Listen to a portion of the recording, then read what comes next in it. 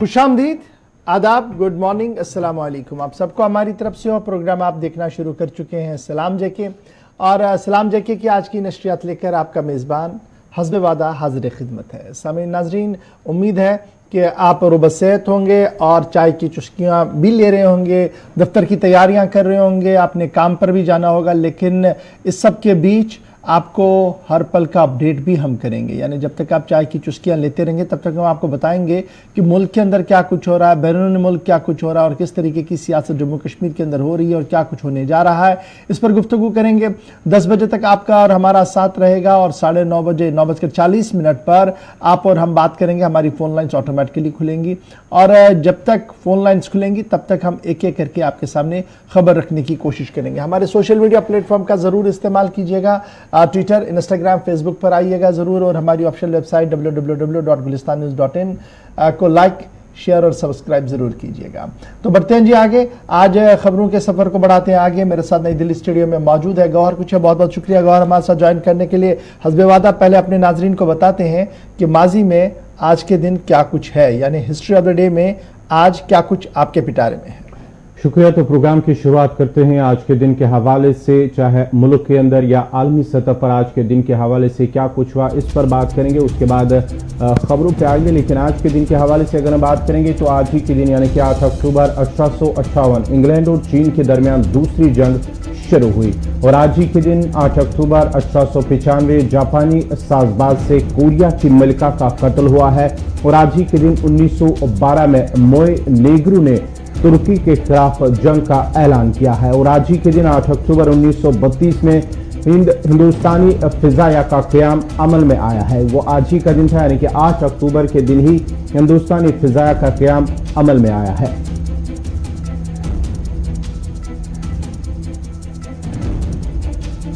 और आज ही के दिन यानी कि 8 अक्टूबर 1936 में मुजाहिद आज़ादी जयप्रकाश नारायण का इंतकाल हुआ है। और आज ही के दिन 1939 में जर्मनी ने पोलैंड को अपना हिस्सा बना लिया है।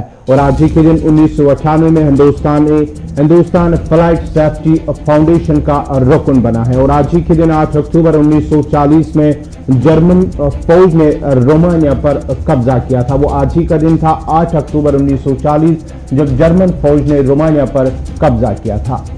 तो ये थी आज के दिन के हवाले से। तो बात करेंगे अब खबरों का पिटारा खोलेंगे और शुरुआत करेंगे आज की खबरों से। चलिए जी, आज की खबरों की शुरुआत करते हैं उस बड़ी पॉलिटिकल डेवलपमेंट से जो हम पॉलिटिकल डेवलपमेंट मुंबई से लेकर दिल्ली तक देख रहे हैं, क्योंकि मामला अमेरिका का है और अमेरिका की सबसे बड़े अफसर US deputy secretary of state जो है वो भारत के दौरे पर है। और भारत के दौरे के दौरान उन्होंने जहां कई अहम शख्सियात के साथ मुलाकात की है, वहीं पर आज का दिन भी उनका इम्पोर्टेंट माना जा रहा है और बाद में उनका दौरे पाकिस्तान शुरू होगा। लेकिन दौरे पाकिस्तान शुरू होने से पहले भारत का मौक़िफ़ इंतहाई सख्त एक बार फिर हुआ है और भारत ने एक बार फिर अपना मौक़िफ़ विज़ा-विज़ अफ़गानिस्तान और पाकिस्तान के हवाले से डिप्टी सेक्रेटरी स्टेट के सामने रख दिया है। उनके अमेरिका इस्लामाबाद दौरे से कबल डिप्टी सेक्रेटरी ऑफ स्टेट ने कल जहां दफ्तर खारजा के कई बड़े अफसरों के साथ मुलाकात की है, वहीं पर सुब्रमण्यम जयशंकर जो है वज़ीर खारजा, उनके साथ मुलाकात उनकी हुई है। कौमी सलामती के मुशीर के साथ उनकी मुलाकात हुई है, जी डोभाल के साथ।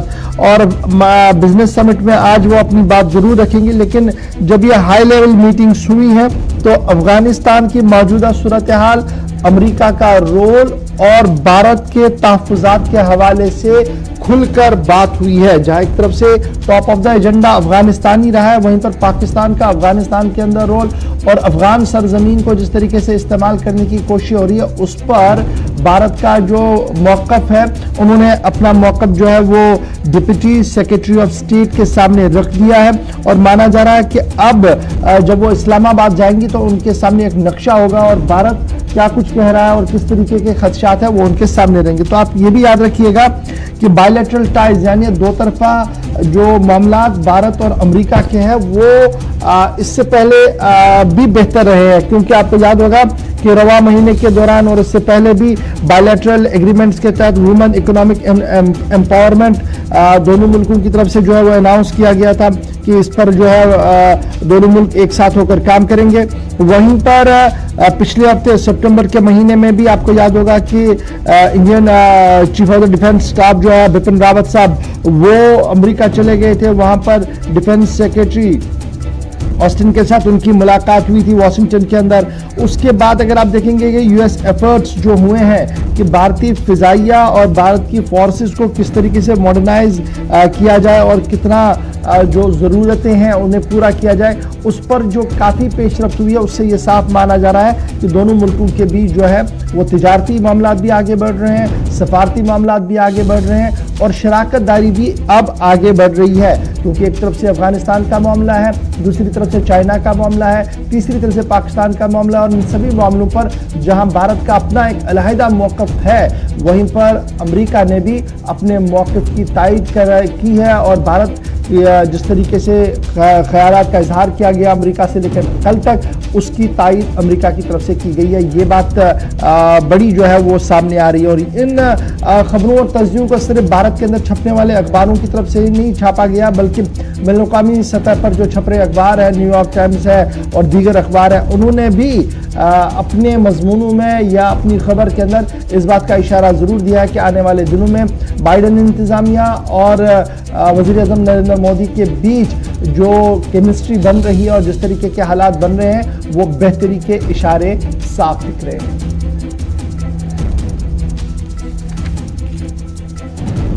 चलिए जी, ये तो थी खबर जनाब भारत और अमेरिका के रिश्तों की। अब जरा बात करते हैं कोविड की, क्योंकि कोविड का कहर बहुत ज़्यादा जहां मुलाजमीन पर पड़ा, जहां रोज़गार पर पड़ा, वहीं पर एजुकेशन भी बुरी तरह से मुतासिर हुई है।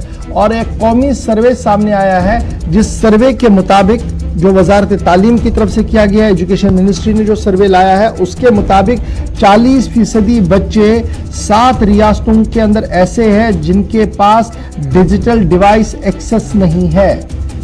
7 रियासतें गिनी गई हैं जहां पर 40% बच्चे डिजिटल तालीम को नहीं ले सकते। अब ये डिजिटल तालीम का मतलब कि वो उनके पास टेलीफोन या वो स्मार्टफोन नहीं है या इंटरनेट कनेक्टिविटी नहीं है, जिसकी वजह से तालीम से महरूम रह रहे हैं। पहले तो ये बातें एनजीओज की तरफ से कही जा रही थी, लेकिन अब बाज़ाब्ता तौर पर एजुकेशन मिनिस्ट्री की जो रिपोर्ट आई है उसमें कहा गया कि 40% स्कूल बच्चे, यानी स्कूल को जो जाते थे बच्चे, 7 रियासतों के ऐसे हैं जिनके पास एक्सेस नहीं है जी डिजिटल डिवाइस का। और बिटवीन 40 to 70%, अब ये बड़ा इंपॉर्टेंट है जी, 40 से 70% स्कूल जाने वाले बच्चे जो 7 रियासतों के अंदर है, जिन रियासतों के अंदर असम है, आंध्र प्रदेश है, बिहार है, गुजरात है, झारखंड है, मध्य प्रदेश है और उत्तराखंड है, वहां पर डिजिटल डिवाइस बच्चों के पास बहुत कम है। और ये 40 से 70% तक, क्योंकि किसी रियासत में 40 है तो किसी में 40 से भी ज्यादा है, यानी 50% से ज्यादा बच्चे अगर आप इसको औसतन देखें तो उनके पास जनाब इन 7 रियासतों के अंदर कोई भी निज़ाम नहीं है तालीम हासिल करने का। और मरकजी वज़ीर तालीम और वजारती तालीम की तरफ से जो डॉक्यूमेंट रिलीज किया गया है उसके अंदर ये कहा गया कि एक बहुत बड़ा चैलेंज है जी अब मुल्क के सामने, क्योंकि एक तरफ से कोविड-19 की सूरत हाल है, स्कूल कॉलेज पूरी तरह से नहीं खुल पा रहे हैं, ऑनलाइन क्लासिंग है, तो शहर के अंदर आपको ऑनलाइन क्लासिंग का बेहतर निज़ाम देखने को मिल सकता है, लेकिन दूर दराज इलाकों के अंदर इसका निज़ाम बेहतर नहीं है। बुधवार शाम को ये रिपोर्ट जो है वो जारी कर दी गई थी, जिसमें 28 में से 22 रियासतों ने अपना सारा डाटा मरकजी वजारत तालीम को दिया था। तकरीबन 150 के करीब वो सवालात थे जो मुख्तलिफ रियासतों से पूछे गए थे और डाटा कलेक्ट किया गया था। 28 में से 22 रियासतों ने वो डाटा जो है वो दिया है। उनमें से 7 रियासतें और 8 यूनियन टेरिटरियां ऐसी हैं जिनकी रिपोर्ट को इत्मीनान बख्श नहीं करार दिया जा सकता है। अगर आप देखेंगे सरकार ने कई जगहों पर एक मौसर कदम उठाए हैं, यानी डिजिटल डिवाइस नहीं है तो बच्चों तक डिजिटल डिवाइस पहुंचे। इस हवाले से एक मिसाल हम आपके सामने रखें, जैसे तमिलनाडु की हुकूमत है, उन्होंने जी 5.25 लाख लैपटॉप बांटे। किन में बांटे? बच्चों के अंदर बांटे। उसके साथ साथ बिहार हुकूमत ने फोन्स बांटे हैं, मोबाइल फोन बांटे हैं। और इसी तरीके से जब आप इस डाटे को देखेंगे, जो स्टेट रेस्पॉन्स आया है, जहां पर सबसे हाई शेयर स्टूडेंट्स का है जहां जिनके पास डिजिटल एक्सेस नहीं है। जैसे मैंने पहले कहा, मध्य प्रदेश 70% बच्चे जहां पर डिजिटल एक्सेस नहीं है। बिहार के अंदर 58.09, ये बड़ा इंपॉर्टेंट है। आंध्र प्रदेश के अंदर 57% बच्चे ऐसे हैं जिनके पास डिजिटल एक्सेस नहीं है। असम के अंदर 44.24% बच्चे ऐसे हैं जिनके पास डिजिटल एक्सेस नहीं है। और झारखंड के अंदर 40% से ज्यादा। उत्तराखंड के अंदर भी सूरत हाल इसी तरीके की है, 41.17%। गुजरात के अंदर 40%। और जब आप मुख्तलिफ यूनियन टेरिटरीज की ओर देखेंगे तो उनमें आपको जम्मू कश्मीर की फहरिस्त भी नजर आएगी, जहां पर एक मोहतात अंदाजे के मुताबिक ये कहा गया है कि 12% से ज्यादा बच्चे ऐसे हैं जिनके पास डिजिटल एक्सेस नहीं है। और अमंग द बेटर स्टेट्स, यानी जिन रियासतों ने बेहतर कारकर्दगी की है, उनमें दिल्ली सरफहरिस्त आती है। यूनियन टेरिटरी दिल्ली ने बेहतर काम किया है। सिर्फ 4% बच्चे ऐसे हैं जी जिनके पास एक्सेस नहीं है। और दिल्ली के बाद अगर कोई नाम है वो केरल का है, जहां पर तालीम सबके पास है, लेकिन वहां पर भी डिजिटल एक्सेस की परेशानी है। 1.63% के पास डिजिटल एक्सेस नहीं है। और तमिलनाडु के पास 14.51 बच्चे ऐसे हैं जिनके पास डिजिटल एक्सेस नहीं है। तो ये रिपोर्ट बुधवार शाम को रिलीज हुई थी। अभी कुछ और हिस्से इस रिपोर्ट के हम आपके सामने आइंदा रखेंगे। तो फिलहाल ये था कि जो डिजिटल एक्सेस यानी जो ऑनलाइन क्लासिंग का सिलसिला चल रहा है, ये सबके पास नहीं है। ये पहला मौका नहीं है, बल्कि रवां साल के दौरान ये दूसरा सरकारी रिपोर्ट इस बात का गम्माज है कि सूरत हाल किस तरीके की बन रही है। और ये जो बेहतर और सुनहरी वक्त हमारे बच्चों से जा रहा है, शायद ये वापस उन्हें मिले, लेकिन तालीम से वो बहुत दूर हो जा रहे हैं। इस सिलसिले में कल भी हमने अपने प्रोग्राम अब तक में यूनेस्को की जो रिपोर्ट थी तालीम के हवाले से कि किस तरह मुतासर हुई ये तालीम, एक यूनेस्को की रिपोर्ट, क्योंकि 2 दिन पहले ही वो यहाँ के डाटा, जो मुल्क के अंदर जो डाटा तैयार किया गया था हुकूमत की जानिब से, उस पर जो रिपोर्ट तैयार की गई है, उस सिलसिले में ये भी खुलासा किया गया है कि कितने फीसद लोग जो है या बच्चे जो है वो इस इंटरनेट या जो स्मार्टफोन है उससे महरूम है। वालिदैन कहीं ना कहीं मुश्किलात के शिकार है, क्योंकि कोरोना की वजह से जो तालीम शोबा काफ़ी मुतासर हुआ है। जो असातिज़ा सबसे ज़्यादा, उस रिपोर्ट में ये भी इंकशाफ हुआ है कि निजी तालीमी इदारे जो हैं वो सबसे ज़्यादा मुतासर है, क्योंकि वो सरकारी फंड पर नहीं होते हैं, इसलिए वो ज़्यादा मुतासर हो जा। वहाँ पर जो टीचर्स हैं वो भी मुतासर है, क्योंकि जब उनके पास फंड नहीं थे तो वो भी रोज़गार से महरूम हुए। उसकी वजह से भी काफ़ी ज़्यादा तालीम जो है मुतासर हुई है।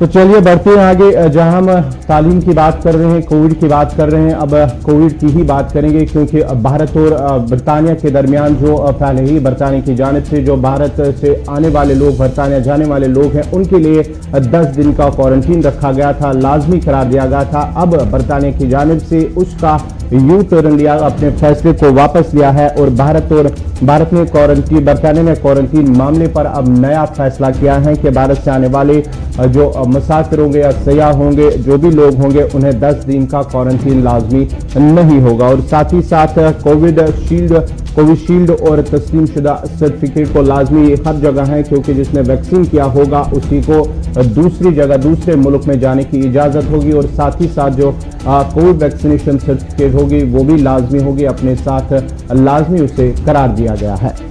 यानी बात हम यूके की आपको बता रहे हैं, बरतानिया की बता रहे हैं, जहां पर पहले ये था कि अगर भारत से कोई भी आएगा जी उसे क्वारंटीन रहना है। और उसके बाद भारत ने भी अपना मौक़िफ़ सख्त कर दिया था। उन्होंने कहा था कि यूके से आने और यूके के वया आने से लोगों पर भी इसी तरीके का पाबंदियां यहाँ पर रहेंगी। लेकिन अब बरतानिया की तरफ से जो है एक बड़ा फैसला लिया गया है और उन्होंने अपने ही कानून में तरमीम करते हुए इस बात का ऐलान कल दिल्ली के अंदर जो उनके ब्रिटिश हाई कमिश्नर यहाँ पर है, सफ़ीर है, उन्होंने ये कहा कि सफ़र करने वाले लोग जो होंगे अब उन्हें 10 दिन का क्वारंटीन नहीं होगा।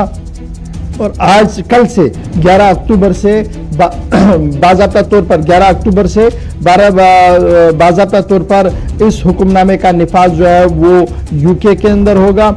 और ये भी साफ कर दिया गया कि कोविशील्ड और तस्लीम शुदा वैक्सीन कोविशील्ड हो या तस्लीम शुदा वैक्सीन, अगर उन्हें दोनों लगाए हैं और उनके पास मुस्तनद सर्टिफिकेट है तो वो सफ़र कर सकते हैं। तो ये तो जनाब अगर भारत सख्ती नहीं करता तो शायद इस तरीके का आज ये खबर देखने को नहीं मिलती। बहरहाल मामला अब तय पाया गया है, तो यहाँ से भी इसी तरीके की रिलैक्सेशन जो है वो एक्सपेक्टेड है जी आने वाले दिनों में। लेकिन इसके साथ साथ बढ़ते हैं जी आगे, जरा आपको एक और खबर भी बताते हैं। बात सयाहत की करते हैं, यानी टूरिज्म की करते हैं। अभी तक फॉरेन टूरिस्ट को भारत के अंदर आने पर ममानियत है, और पाबंदी क्यों लगाई गई है? क्योंकि कोविड है और कोविड की वजह से रेस्ट्रिक्शन है। लेकिन अब वजारत दाखिला यानी होम मिनिस्ट्री ने मशावरत का सिलसिला शुरू कर दिया है, और मशावरत यानी मीटिंग का सिलसिला हेल्थ मिनिस्ट्री के साथ है, फॉरेन मिनिस्ट्री के साथ है और स्टेक होल्डर्स के साथ है, ताकि अब जो पाबंदियां हैं वो हटाई जाए। बैनुल-अक़वामी सयाह जम्मू मुख्तलिफ रियासतों के अंदर आ सके जहां पर पोटेंशियल है, या दिल्ली के अंदर आ सके, उस सिलसिले में जो है वो हिकमत अमली को तरतीब दे दिया गया है। और बड़ी खबर इस वक्त सामने जो आ रही है वो ये है कि भारत सरकार की तरफ से टूरिस्ट वीजा सयाहों को दिया जा सकता है, और ये अमल 15 अक्टूबर से शुरू होगा। तो क्या हर एक सयाह को आने की इजाजत होगी? नहीं, बल्कि ये वही सयाह आ सकते हैं जिनके पास मुकम्मल तौर पर चार्टर फ्लाइट हो, यानी उनके पास चार्टर फ्लाइट हो, और चार्टर फ्लाइट के जरिए से ही उन्हें आने की इजाजत होगी। और भारत सरकार 15 अक्टूबर के बाद भारत आने वाले सयाहों के लिए नरमी कर सकता है। और ये कल मरकजी वजारत दाखिला होम मिनिस्ट्री के अंदर मीटिंग हुई है, जिसके अंदर फॉरेन मिनिस्ट्री और डिफेंस जो हेल्थ मिनिस्ट्री के लोग भी मौजूद थे। तो फैसला लिया गया 15 अक्टूबर के बाद सयाहत पर जो लोग भारत आना चाहते हैं या भारत की मुख्तलिफ रियासतों के अंदर जाना चाहते हैं, उनके लिए शर्त अव्वल ये है कि चार्टर फ्लाइट हो, उन्होंने बाज़ाब्ता तौर पर बुक किया हो, और दूसरी बात ये कि उनके पास वैक्सीनेशन सन्नद शुदा वैक्सीन यानी जो आलमी इदारों की तरफ से जिन पर मोहर तस्दीक है वो वैक्सीन लगाए हो, तो उन्हें भारत के अंदर आने की इजाज़त होगी। RT-PCR टेस्टिंग रूटीन के हिसाब से जो है इंटरनेशनल परमिट के आपने 72 घंटे पहले वहां पर करना है, और आते ही आपका यहां पर किया जाएगा, तो उसके बाद आपको जाने की इजाजत होगी। यानी सयाहत के लिए एक अच्छी खबर है कि यूनियन होम मिनिस्ट्री ने अब यह फैसला लिया है कि 15 अक्टूबर के बाद सयाहों को मुल्क के अंदर आने की इजाजत होगी। और इसके लिए बाज़ाब्ता तौर पर शर्त अव्वल यह है कि चार्टर फ्लाइट होनी चाहिए, civil aviation, tourism, health experts के साथ बातचीत की जा रही है, और 15 के बाद ये पाबंदियां जो है वो खत्म की जाएंगी। अब ये पाबंदियां कब से लगी हैं? तकरीबन 2 साल का वक्फा हो गया जी, 1.5 साल का वक्फा हो गया जब मुकम्मल तौर पर पाबंदी लगी है कि किसी तरीके का सयाह जो है वो नहीं आ सकता है। मुल्की सतह पर आप जा सकते हैं, इंटर स्टेट आप सफर कर सकते हैं, लेकिन सयाहों को वीजा नहीं दिया जा रहा था अगर सयाहत के लिए आना था। लेकिन अब यह मामला जो है वो तय पाया गया कि अब बाज़ाब्ता तौर पर फॉरेनर्स जो मुल्क के अंदर आना चाहते हैं, यानी फॉरेन टूरिस्ट अगर यहां पर आना चाहता है तो उनके लिए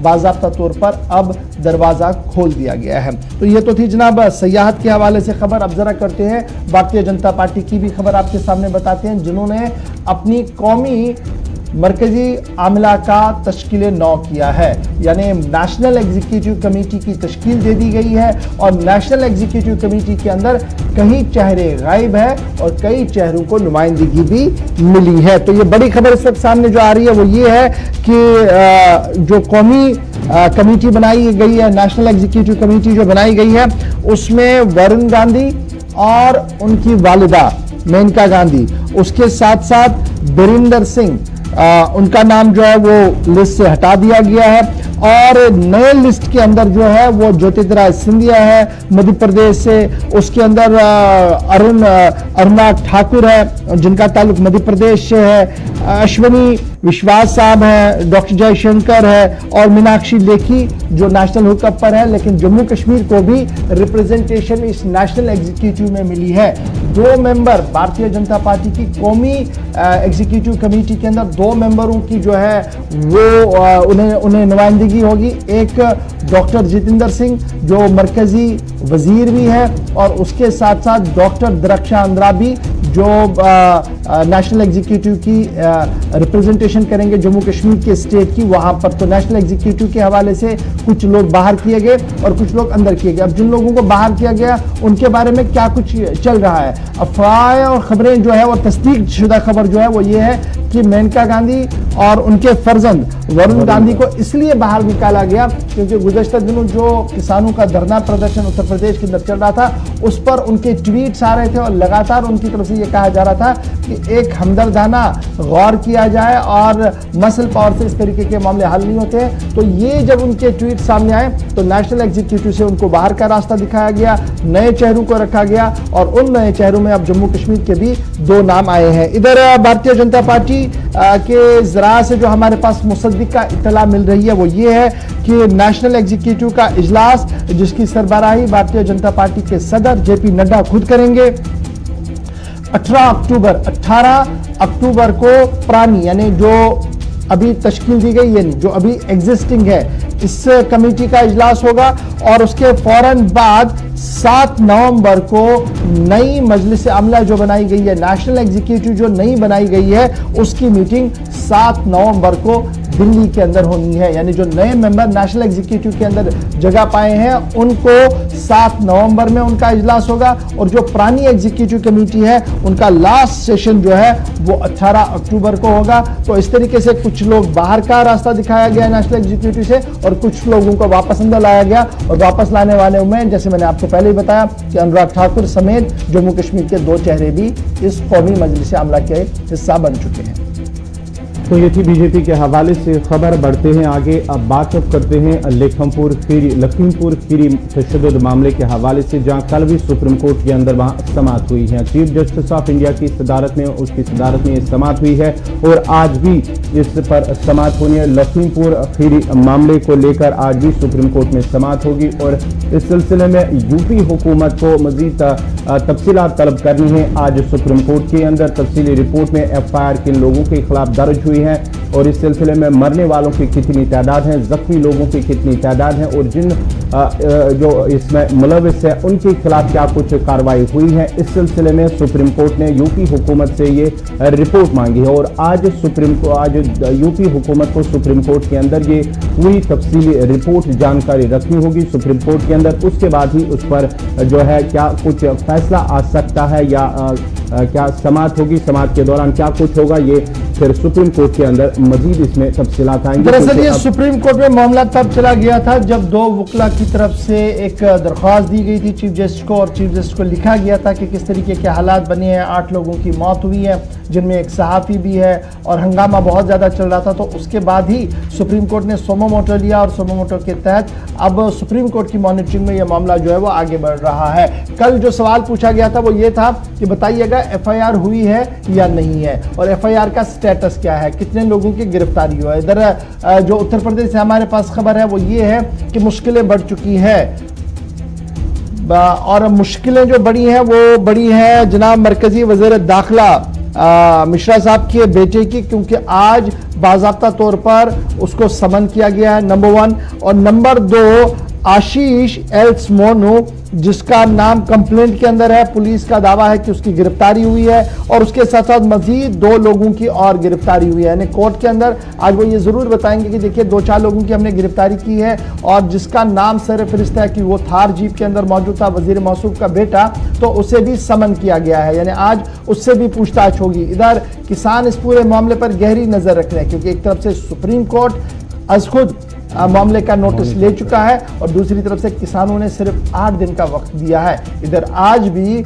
उत्तर प्रदेश के कई इलाकों के अंदर सियासत काफी ज्यादा तेज होगी क्योंकि माना जा रहा है कि आधे दर्जन से ज्यादा लीडरों ने एक बार फिर लखीमपुर खीरी जाने का मामला बनाया है और प्रोग्राम बनाते हुए उन्होंने साफ कर दिया कि किसी भी कीमत पर वो गमज़दा खानदान के साथ मुलाकात करेंगे। तो ये तो मामला था जनाब उत्तर प्रदेश का और सुप्रीम कोर्ट क्या कुछ इसमें कर रहा है। अब जरा आते हैं बात जम्मू कश्मीर की करते हैं और जम्मू कश्मीर की खबरों के अंदर बड़ी इंपॉर्टेंट बात है। आपको याद होगा कि कल भी दिल दहला देने वाले इंसिडेंट्स हुए हैं, लेकिन इस बीच खबर जो सामने आई है वो बड़ी खबर है और खबर ये है कि कमोबेश 3 माह पहले सुराग रसा इदारों को इस बात की भनक लगी थी कि कश्मीर के अंदर टारगेट किलिंग तेज हो सकती है। ये एक बड़ा सवाल है जी और आज इस खबर को कई कौमी सतह के जर्नल्स में जगह मिली है, अखबारों में जगह दी गई है कि सिक्योरिटी एजेंसीज को 3 माह से ये इनपुट था कि टारगेट किलिंग कश्मीर के अंदर शुरू होगी اور پھر ملیٹنٹس جو ہیں وہ سویلینوں کی کلنگز کو تیز کریں گے. اس طریقے کا خدشہ جو تھا وہ انٹیلیجنس ایجنسیز کے پاس آیا تھا, اور یہ انپٹ جب ان کے پاس آیا تھا تو اکارڈنگلی ہی جو صورتحال ہے اس کو بہتر بنانے کے لیے اور ملیٹنٹ اپنی کارروائی نہ کرے, سیکیورٹی پریزنس بھی بڑھائی گئی تھی. اب جو اطلاعات آ رہی ہیں, جو ذرائع سے خبر سامنے آ رہی ہے, وہ یہ ہے کہ جناب جو سورسز بتا رہے تھے, جو انٹیلیجنس کے گروپس بتا رہے تھے کہ 3 ایسے گروپس تھے جو مین ٹارگٹ کے اوپر تھے.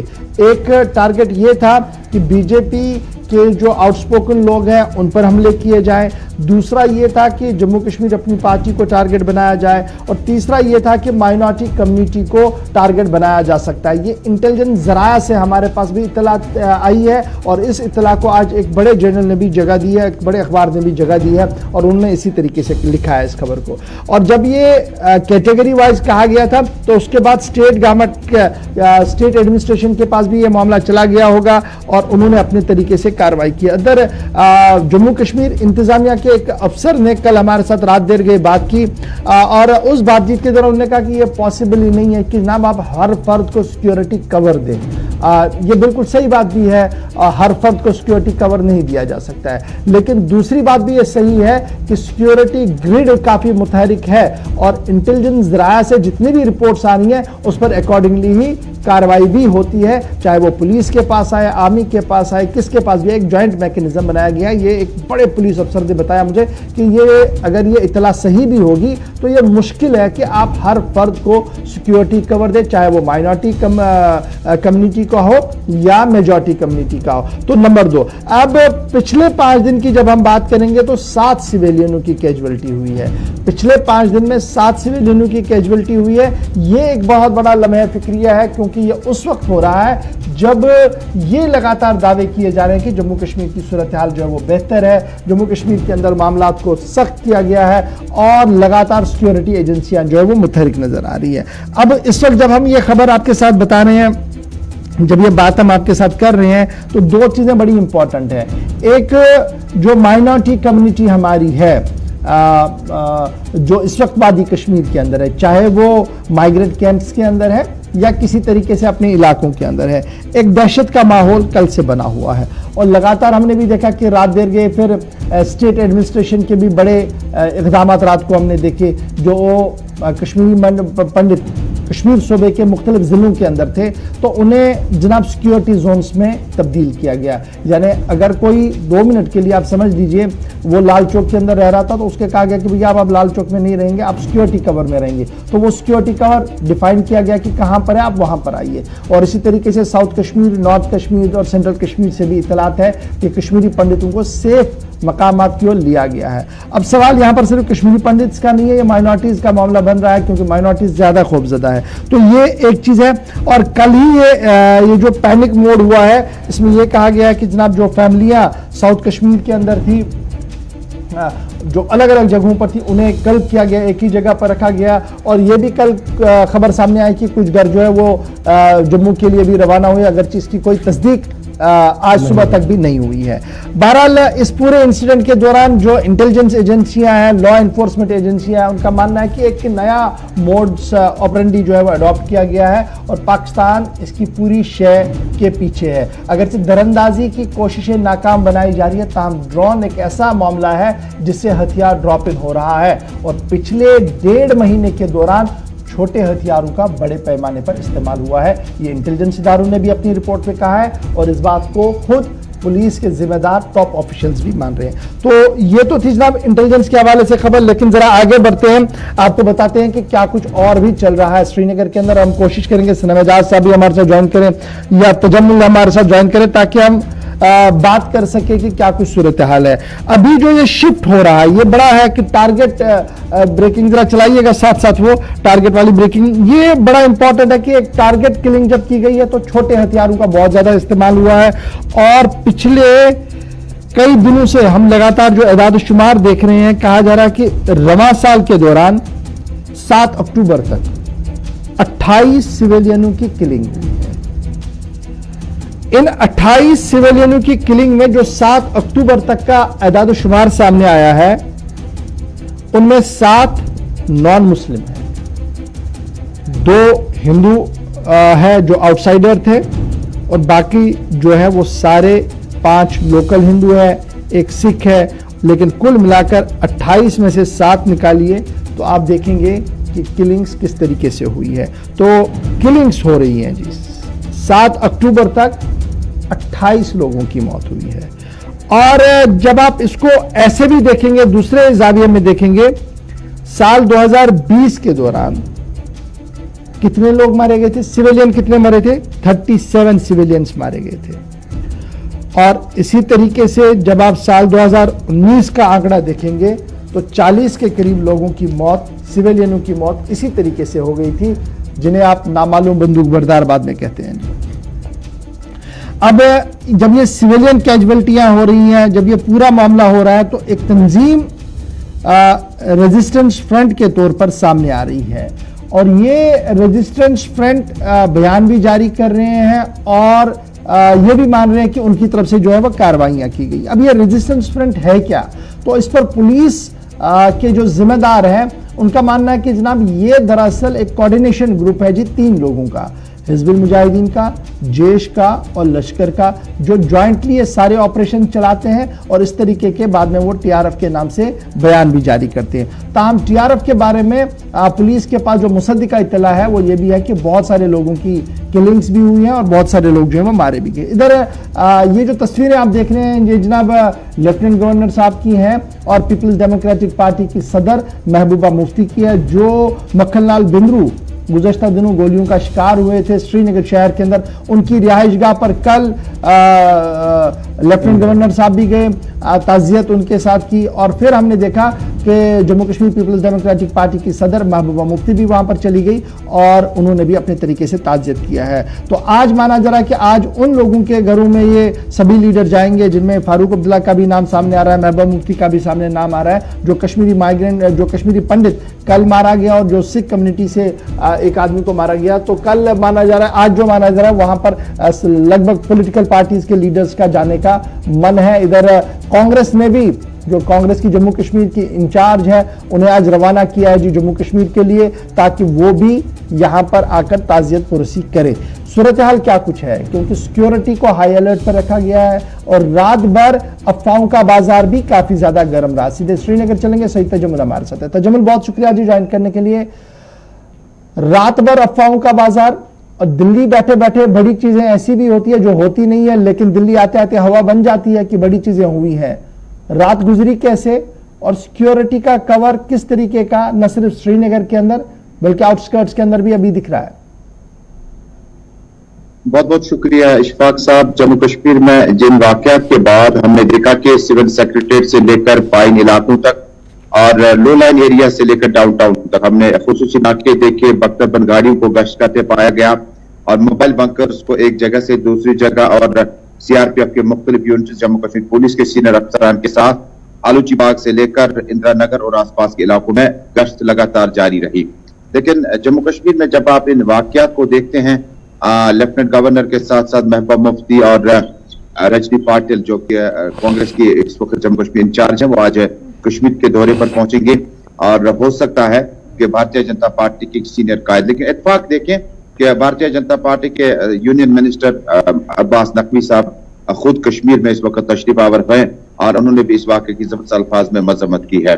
जब आप इनके माजी में देखते हैं, ये पहली बार ऐसा नहीं हुआ कि इस तरह से माइनॉरिटीज को निशाना बनाने की कोशिश की गई, या मुसलमानों को या हिंदुओं को या जो गैर मकामी लोग हैं। लेकिन इशफाक साहब, जब आप इन वाकयात को देखते तो एक वक्त अखबारों में सुर्खियां होती थी कि हुर्रियत कॉन्फ्रेंस ने इन वाकयात की मजम्मत की है और इन वाकयात को रोकने के लिए उन्होंने मुतल्लिका तंजीमों को कई बार वार्न भी किया, कई बार केबल ऑपरेटर्स पर हमले हुए, कई बार वो स्टेक होल्डर थे जिन्हें कोई पोजीशन भी नहीं थी समाज में, उन पर भी हमले किए गए।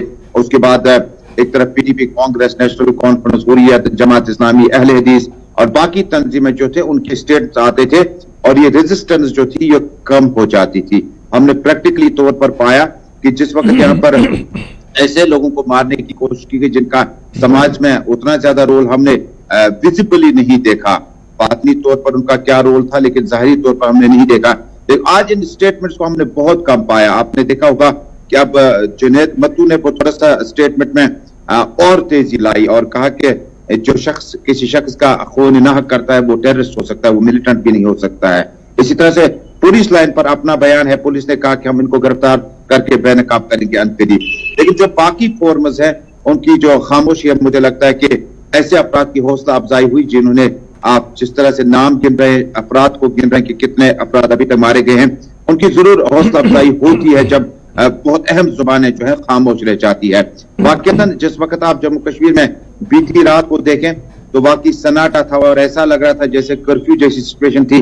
अपने गेट से बाहर देखकर, बालकोनी से बाहर देखकर डर महसूस हो रहा है और बाहर का माहौल जो है वो कुछ और हालात बताने की कोशिश कर रहा है। तजम्मुल जरा ये भी बताएगा, क्योंकि खबरें आ रही हैं ज़राए से, फिलहाल जो ये खबर आ रही है कि साउथ कश्मीर से कुछ जो माइनॉर चीज है वो जम्मू की तरफ रुख करना यानी कि उनका शुरू हो चुका है। ये ज़राए से फिलहाल खबर है, तो ग्राउंड पे इस वक्त किस तरह की सूरत हाल है?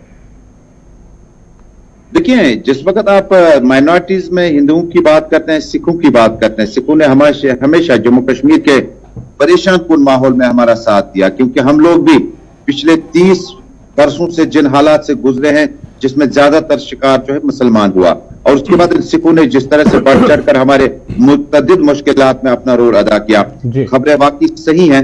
कुछ लोग ये कहते हैं क्योंकि जिस वक्त एक औरत का कत्ल किया जाता है जो कि एक स्कूल जाती है, स्कूल बच्चों को पढ़ाने जाती है, और ये भी कहा जाता है कि ये जो औरत मारी गई इसने एक ऑर्फन बच्चे को गोद लिया था और उसकी पढ़ाई का इंतजाम कर रही थी, और आज वो भी ऑर्फन हो गई, वो भी यतीम हो गई। और साउथ कश्मीर और जो सेंसिटिव इलाके हैं, जिन इलाकों में अभी डीडीसीज को और इलेक्टेड नुमाइंदों को घर जाने की इजाजत नहीं दी जाती, वहां पर खबरें हैं कि बहुत सारे माइनॉरिटीज की जो फैमिली है उन्होंने कूच करना, वाकई तकरीबन रखत के सामान जो है वो बांधना शुरू किया जम्मू के लिए। वे एक फैमिलीज है, लेकिन वहां पर जो सीनियर लोग हैं, आइमा मसाजिद हैं, खतीब हजरात हैं और जो सीनियर वेटरन वहां पे लोग हैं, उन्होंने भी मशवरा दिया कि हालात टल जाएंगे और हमें मुकाबला आराई करनी होगी। कोई नाहक किसी का होने के बाद जब आम शख्स जम्मू के जाने की तैयारी करेगा तो उसे पूरे समाज का नुकसान हो जाएगा। एक वक्त में जिस वक्त पंडित चले गए और अब सिखों पर बराह रास्त जो कत्ल के वाकयात, हालांकि सिख ये मानते हैं कि वाकये की निस्बत जो है तहकीकात की जानी चाहिए, किन हालात में कैसे और क्यों और किन अपराध ने मारे। अब पुलिस इन्वेस्टिगेशन कर रहा है, हो सकता है कि पुलिस भी ऐसे अपराध की मदद करे, क्योंकि हर शख्स को सिक्योरिटी फराहम नहीं की जा सकती, लेकिन इन माहौल का मुकाबला कैसे किया जा सकता है एक बहुत बड़ा सवाल। बहुत शुक्रिया जी सईद तजम्मुल हमारे साथ श्रीनगर से ज्वाइन करने के लिए। सूरत हाल हाई अलर्ट पर है जी, और हाई अलर्ट के बीच एक और इंसिडेंट हुआ है। वो इंसिडेंट क्या हुआ आपको बताएंगे छोटे से ब्रेक के बाद, क्योंकि वक्त हो गया है ब्रेक के उस पार आएंगे तो आपको बताएंगे कि एक और इंसिडेंट हुआ है, और वो इंसिडेंट क्यों बात करना उस पर ज़रूरी है और इसका लबिलबाब क्या है इस इंसिडेंट का, वो बताएंगे आपको छोटे से ब्रेक के बाद।